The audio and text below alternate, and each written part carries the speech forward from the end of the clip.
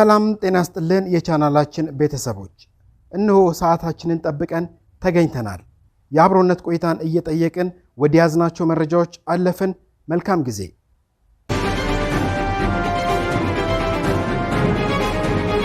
በወቅታዊ ጉዳይ ላይ ከመኢአድ፣ ኢሃፓ፣ እናት ፓርቲና አማራ ጊዮናዊ ንቅናቄ የተሰጠ መግለጫ እጃችን ላይ አለ። የጤና ባለሙያዎች የሚያገኙት ገቢ ራሳቸውንና ቤተሰቦቻቸውን ማኖር እንዳልቻለ ገልጸው ለአንድ ወር ያህል ጥያቄ ሲያቀርቡ መሰንበታቸው ይታወሳል።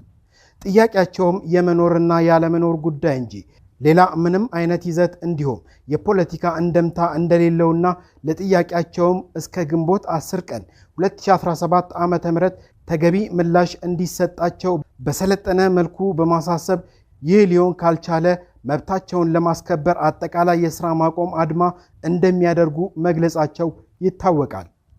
በዚህ መሰረት እኛ በትብብር የምንሰራው የፖለቲካ ፓርቲ ባለሙያዎቹ ላነሱት ጥያቄ መንግስት ተገቢውን ምላሽ እንደሚሰጥ ተስፋ በማድረግ እንዲሁም የባለሙያዎቹን ማሳሰቢያ ተከትለን በጉዳዩ ላይ ሐሳብ ከመስጠት በመቆጠብ በጥንቃቄ ስንከታተል ቆይተናል።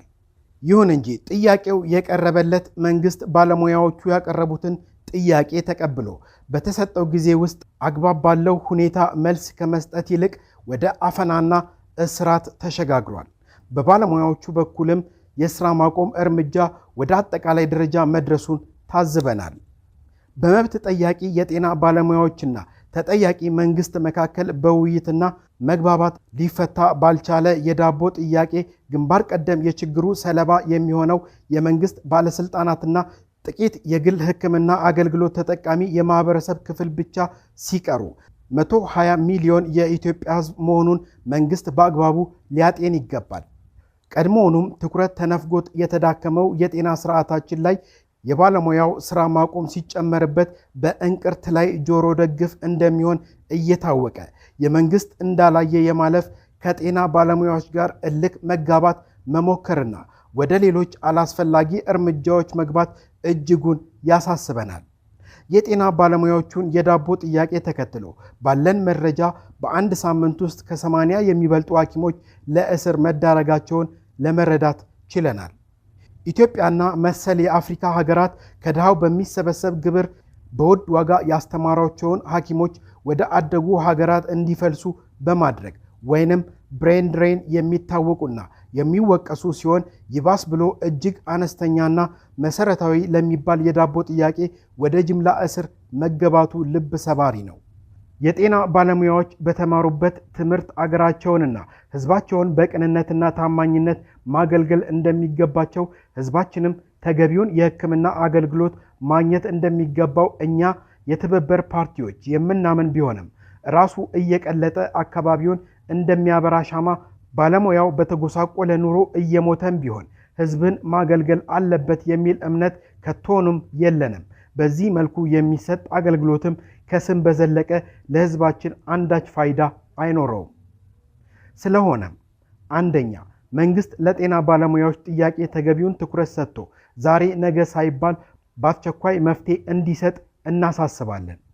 ሁለተኛ የባለሙያዎቹን ጥያቄ በሰለጠነ መልኩ በንግግር ለመፍታት ከመሞከር ይልቅ መንግስት እስርን ጨምሮ ሌሎች ያልተገቡ እርምጃዎችን ከመውሰድ ፈጽሞ እንዲቆጠብና ያሰራቸውን ሐኪሞች ያለምንም ቅድመ ሁኔታ እንዲፈታ በአጽንኦት ለማሳሰብ እንወዳለን።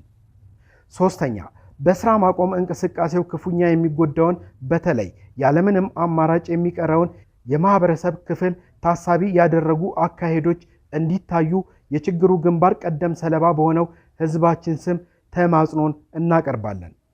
እግዚአብሔር ሀገራችንን ኢትዮጵያንና ሕዝቧን ይጠብቅ።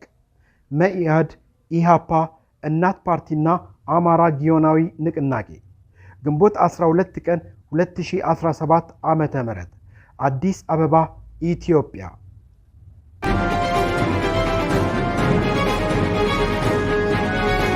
የመቀሌ ከተማ ፍርድ ቤቶች ሥራ ማቆማቸውን አስታወቁ። ፍርድ ቤቶቹ ዛሬ ይፋ ባደረጉት መረጃ መሰረት ለጊዜው ሥራ ለማቆም መገደዳቸውን ዳጉ ጆርናል ሰምታለች። ለሥራ ማቆም እንደ ምክንያት የተጠቀሰውም የደህንነት ችግር ወይም ስጋት ስላለባቸው መሆኑ ነው የተገለጸው። በቀዳማዊ ወያኔ ፍርድ ቤት የተለጠፈው ማስታወቂያ እንደሚያሳየው ከሆነም የተፈጠረው የደህንነት ስጋት መሰረት በማድረግ ከሚመለከታቸው አካላት ጋር ተነጋግረን መፍትሄ እስክናመጣ ድረስ የመቀሌ ከተማ መካከለኛው ፍርድ ቤትን ጨምሮ በሰባቱ ክፍለ ከተሞች የሚገኙ ፍርድ ቤቶች ለጊዜው ስራ አቁመናልም ብለዋል። ይህ የአሁኑ ውሳኔ የመጣው ባሳለፍነው ሳምንት የፍርድ ውሳኔ ለመስጠት የቅጣት አስተያየት እየተሰማ በነበረበት ችሎት የተከሳሽ ቤተሰቦች ባስነሱት ሁከት የፍርድ ሂደቱ እንዲቋረጥ ከተደረገ በኋላ እንደሆነ ነው መረጃው የጠቀሰው።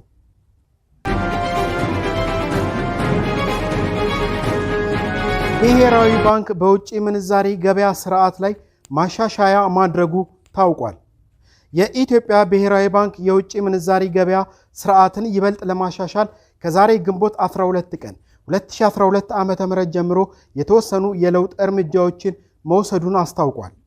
በዚህም መሰረት ለውጭ ሀገር ተጓዦች የሚፈቀደው የውጭ ምንዛሪ ጥሬ ገንዘብ መጠን ከፍ መደረጉን የብሔራዊ ባንክ ጠቁሟል። ባንኩ ለውጭ ሀገር ተጓዦች ምቹ ሁኔታ ለመፍጠር ሲባል ወደ ውጭ ለሚጓዙ ኢትዮጵያውያን በጥሬ ገንዘብ የሚፈቀደው የውጭ ምንዛሪ መጠን እንዲጨምር ተደርጓልም ብሏል። ብሔራዊ ባንክ የወሰዳቸው የውጭ ምንዛሪ ማሻሻያ እርምጃዎች እንደሚከተሉት እናቀርብላችኋለን። አንደኛ፣ ለአስመጪዎች የቅድመ ክፍያ ወይም አድቫንስ ፔይመንት መጠንን ከ5000 የአሜሪካን ዶላር ወደ 50000 የአሜሪካን ዶላር ከፍ መደረጉ። ሁለተኛ፣ ለውጭ ሀገር ተጓዦች የሚፈቀደው የውጭ ምንዛሪ ጥሬ ገንዘብ መጠን 10000 የአሜሪካን ዶላር፣ ለንግድ ሥራ መንገደኞች ደግሞ 15000 የአሜሪካን ዶላር መሆኑን ነው የጠቀሰው። ከዚህም በተጨማሪ የውጭ ምንዛሪ የባንክ ሂሳብ ያላቸው ግለሰቦች ከሂሳባቸው ላይ በካርድ መጠቀም የሚችሉት የውጭ ምንዛሪ መጠን ከ10 በመቶ ወደ 20 በመቶ ከፍ እንዲልም ሆኗል። ሶስተኛ፣ የባንኮችን የውጭ ምንዛሪ ክፍያዎች ስርዓት ለማስያዝ በማሰብ ባንኮች ከገቢ ንግድ፣ ከአገልግሎት ክፍያ ወይም ከጥሬ ገንዘብ ጋር በተያያዘ ለውጭ ምንዛሪ አገልግሎት የሚያስከፍሏቸው ማናቸውም አስተዳደራዊ ወጪዎችና ክፍያዎች ከግንቦት 18 ቀን 2017 ዓ.ም ጀምሮ ከ4 በመቶ እንዳይበልጥ ተወስኗል።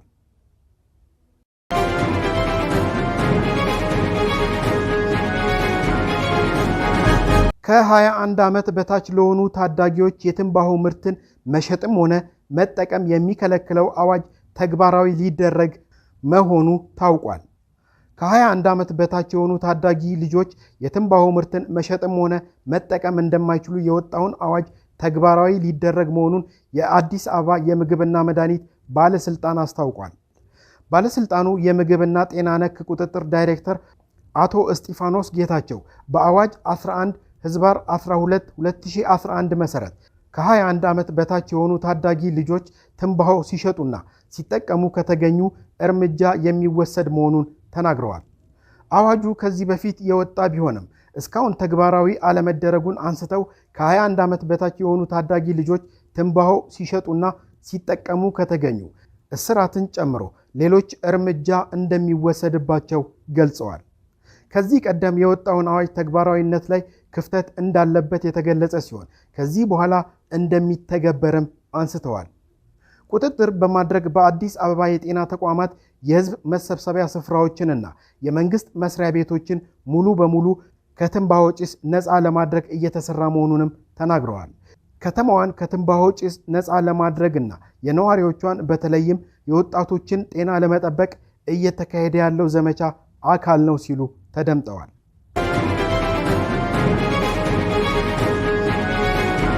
ሱዳን ያለባትን የኤሌክትሪክ ዕዳ ክፍያ ለመክፈል የ1 ዓመት ከ6 ወር ጊዜ እንዲሰጣት ለኢትዮጵያ ጥያቄ ማቅረቧ ታውቋል። በሀገሪቱ ባለው የእርስ በርስ ጦርነት ምክንያት ሱዳን ከኢትዮጵያ የገዛችውን የኤሌክትሪክ ኃይል ዕዳ አለመክፈሏን ተከትሎ የዕዳ መክፈያ ተጨማሪ የ1 ዓመት ከ6 ወር ጊዜ እንዲሰጣት ጥያቄ ማቅረቧ ነው የተገለጸው። በሱዳን አሁን ላይ አንጻራዊ ሰላም በመኖሩ ያለባትን ዕዳ ለመክፈል የልዑካን ቡድኗን ወደ ኢትዮጵያ መላኳን የኢትዮጵያ ኤሌክትሪክ ኃይል የኮሚኒኬሽን ዳይሬክተር አቶ ሞገስ መኮንን ለአሃዱ ተናግረዋል። በዚህም ሱዳን ዕዳዋን ለመክፈል የ1 ዓመት ከ6 ወር ጊዜ እንዲሰጣት የጠየቀች ሲሆን በኢትዮጵያ በኩል ግን እስከ 9 ወር ባለው ጊዜ እንዲጠናቀቅ በሚል ምላሽ መሰጠቱንና ንግግር መደረጉንም ገልጸዋል። ከዚህ በፊት የነበረባት የዕዳ መጠን 80 ሚሊዮን ዶላር ሲሆን አሁን ላይ ቁጥሩ መጨመሩንም ነው አቶ ሞገስ ያከሉት። ሱዳን ከኢትዮጵያ ለምትገዛው ኤሌክትሪክ ኃይል በምትኩ ፔትሮሊየም ለማቅረብ ከስምምነት ላይ እንደደረሰች የሀገሪቱ የኢነርጂ ሚኒስቴር ባወጣው መግለጫ ማስታወቁ ይታወሳል። ይህንን በተመለከተ አሃዱ ላነሳላቸው ጥያቄም የኮሚኒኬሽን ዳይሬክተሩ እንዲህ አይነት ስምምነት ስለመደረጉ ተቋሙ መረጃ እንደሌለው አስታውቋል። በሱዳን እየተካሄደ ባለው የእርስ በርስ ጦርነት ምክንያት ኢትዮጵያ ወደ ሱዳን የምትልከው የኤሌክትሪክ ኃይል በ80 በመቶ ስለመቀነሱ የኢትዮጵያ ኤሌክትሪክ ኃይል ማስታወቁ ይታወሳል። ከ2 ዓመት በፊት ከሱዳን ጋር የተደረገው ስምምነት መሰረትም እስከ 100 ሜጋዋት የኤሌክትሪክ ኃይል ከኢትዮጵያ ለመግዛት ስምምነት ላይ ተደርሶ የነበረ ቢሆንም ነገር ግን በሀገሪቱ በሚካሄደው ጦርነት ምክንያት የኃይል መሰረተ ልማቶች ላይ ከፍተኛ ጉዳት በመድረሱ አሁን ላይ መጠኑ እጅጉን መቀነሱ ነው የተገለጸው። በዚህም ምክንያት ኢትዮጵያ በአሁኑ ጊዜ ከ10 እስከ 20 ሜጋዋት ብቻ ወደ ሱዳን እየላከች እንደምትገኝ ነው የታወቀው። ኢትዮጵያ ከሱዳን በተጨማሪ ወደ ጅቡቲና ኬንያ የኤሌክትሪክ ኃይል የምትልክ ሲሆን በመጪዎቹ ወራቶችም በኬንያ በኩል ወደ ታንዛኒያ የኤሌክትሪክ ኃይል መላክ ለመጀመር ዝግጅት እየተደረገ መሆኑን ነው የተገለጸው። በተጨማሪም ኢትዮጵያ ከደቡብ ሱዳንና ሶማሌላንድ ጋር የኤሌክትሪክ ኃይል ለመላክ እየተወያየች ሲሆን ሁለቱም የኤሌክትሪክ ኃይል ለመግዛት ፍላጎት አሳይተዋልም ተብሏል።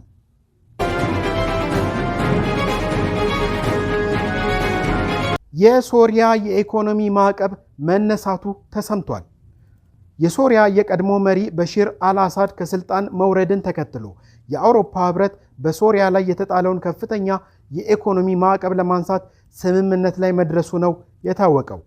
በህብረቱ 27 ሀገራት አምባሳደሮች የጸደቀው ይህ ውሳኔ በአውሮፓ ህብረት የውጭ ጉዳይ ሚኒስትሮች ጸድቆ ይፋ እንደሚደረግም ይጠበቃል።